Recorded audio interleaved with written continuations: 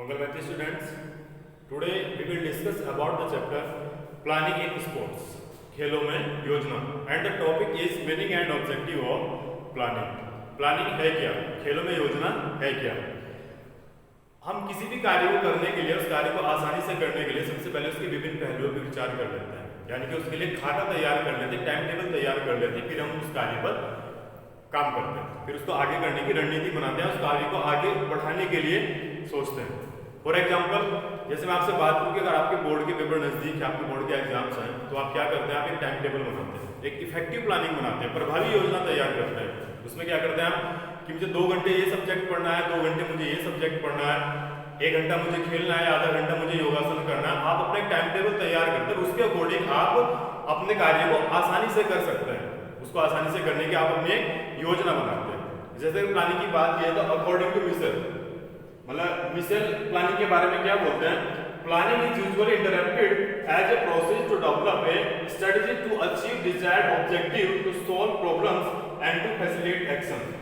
यानी कि मिशेल बोलते हैं कि प्लानिंग वो प्रोसेस है, योजना वो प्रक्रिया है जिसके द्वारा हम किसी भी कार्य को करने से पहले उसको आसानी से करने की योजना बनाते हैं, यानी कि आने वाली जो समस्या है उसको कितनी आसानी से हम उसको सुलझा सकते हैं।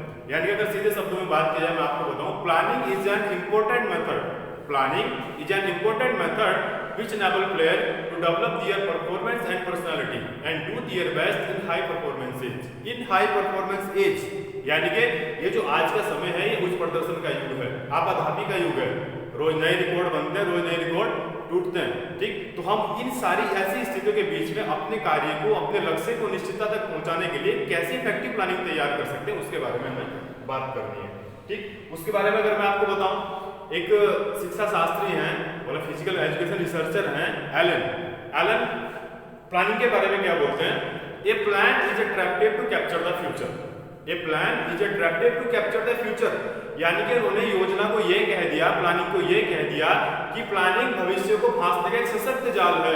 यानी कि हमने जो सपने देखे हैं, हमने अपने मन में जो एक धारणा बनाई कि मेरे को आगे चल के जीवन में ये काम करना है, उन सबको करने के लिए हमारे पास एक अच्छी प्लानिंग है, हमारे पास एक इफेक्टिव प्लानिंग है, तो वो भविष्य को फांसने का एक सशक्त जाल है। अब बात करते हैं objective of planning. Objective of planning to achieve the desired goal, Number 2, to reduce the chance of mistake, and number 3, to enhance the performance, to organize successful tournament, proper utilization of resource, to increase the efficiency. यानी कि to achieve the desired goal, यानी हमारा जो लक्ष्य है, जो वांछित लक्ष्य है, उसको प्राप्त करने के लिए हमारे पास एक प्लान का होना जरूरी है। जब तक हमारे पास एक अच्छा प्लान नहीं होगा तब तक हम अपने लक्ष्य को प्राप्त नहीं कर सकते। To reduce the chance of mistake, कितनी अच्छी बात है। अगर हमारे पास एक इफेक्टिव प्लानिंग है, हमारे पास एक अच्छी योजना है, अच्छी कार्य योजना है, तो हमारे उस कार्य को करने में जो मिस्टेक्स होती हैं, जो गलतियां होती हैं, उनकी जो संभावना है वो बिल्कुल कम हो जाती है। Number 3, to enhance the performance, यानी कि अपने प्रदर्शन को बढ़ाने के लिए हम क्या करते हैं, कभी कभी हम खेलते हैं, हम ग्राउंड में जाके खेलते हैं। बात चले प्लानिंग इन स्पोर्ट्स, खेलों में योजना, खेलों में योजना किस तरह बन सकती है, ठीक है। हम ग्राउंड में खेलते हैं, हमारा प्रदर्शन नहीं बढ़ रहा है, हम उसके लिए एक प्रभावी योजना तैयार करते हैं, दूसरों की वीडियोस देखते हैं, दूसरा खेल देखते हैं, उनकी टेक्निक्स देखते हैं, अपनी कोई नई नई टेक्निक्स बनाते हैं, ठीक है। उससे क्या है, अपने प्रदर्शन को भी बढ़ा सकते हैं। टू ऑर्गेनाइज सक्सेसफुल टूर्नामेंट, यानी टूर्नामेंट को सक्सेस करने के लिए हमने जो टूर्नामेंट किया उसके सफल आयोजन के लिए हमारे पास एक योजना का, प्रभावी योजना का होना जरूरी है और हम उसको कंप्लीट कर सकते हैं। प्रॉपर यूटिलाइजेशन ऑफ रिसोर्स, मान लिया हमें कोई टूर्नामेंट कराना है, हमने टूर्नामेंट कराया, हमारे पास रिसोर्स तो हैं, लेकिन हम उस रिसोर्स का मतलब प्रॉपर यूटिलाइजेशन कैसे करें, उनका प्रयोग कैसे करें, हमें उसके लिए योजना तैयार करनी पड़ती है, तब हम अपने उस टूर्नामेंट को सक्सेस बना सकते हैं। टू इंक्रीज द एफिशिएंसी, यानी दक्षता में वृद्धि, किसी भी कार्य को करने के लिए हमारे अंदर जो दक्षता होनी चाहिए, जो कुशलता होनी चाहिए, वो भी हमारे एक अच्छे प्लान के द्वारा तैयार की जा सकती है।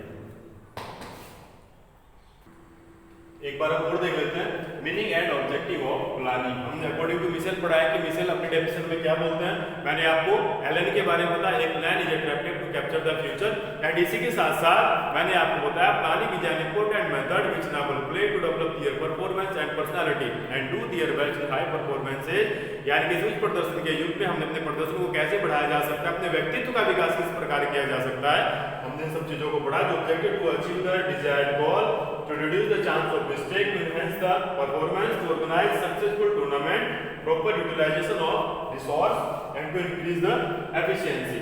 यानी कि हमने जितनी डेफिनेशन पढ़ी है, हमने जितने भी ऑब्जेक्टिव पढ़े हैं, इनसे यही स्पष्ट होता है कि भविष्य में हमें कोई अच्छा कार्य करने के लिए, कोई बड़ा कार्य करने के लिए, अपने गोल को पाने के लिए, निश्चित लक्ष्य की प्राप्ति के लिए इन सारे का हमारे पास एक इफेक्टिव प्लानिंग का होना बहुत जरूरी है। जब तक हमारे पास एक अच्छी इफेक्टिव प्लानिंग नहीं होगी, प्रभावी योजना नहीं होगी, तब तक हम अपने लक्ष्य को प्राप्त करने में बहुत पीछे रह जाते हैं। प्लानिंग हमारी ऐसी हो, योजना हमारी ऐसी हो जिससे हमारे काम में आने वाली समस्याओं का निर्धारण हो सकता है, हमारी समस्याएं दूर हो सकती है और हम जिस भी कार्य को करते हैं उस कार्य को आसानी पूर्वक किया जा सकता है। आपको ये डेफिनेशन पढ़नी है, आपकी बुक में इससे अलग भी और 3-4 डेफिनेशन दी हुई होंगी। जो डेफिनेशन आपको अच्छी लगती है प्लानिंग के बारे में आप उसको देख सकते हैं, लेकिन मेरे हिसाब से according to Hurley, according to Mitchell और अकॉर्डिंग टू एलिन आपको तीनों डेफिनेशन देखनी है। ऑब्जेक्टिव, ये मैंने आपको 6 ऑब्जेक्टिव बताए। आप इसी के साथ साथ प्लानिंग में अपने आप भी कुछ ऑब्जेक्टिव तैयार कर सकते हैं। ठीक, आप अपने दिमाग से लगा सकते हैं कि प्लानिंग के लिए और क्या क्या ऑब्जेक्टिव हो सकते हैं, वो भी आप अपनी कॉपी में इसको कर सकते हैं। Okay, thank you.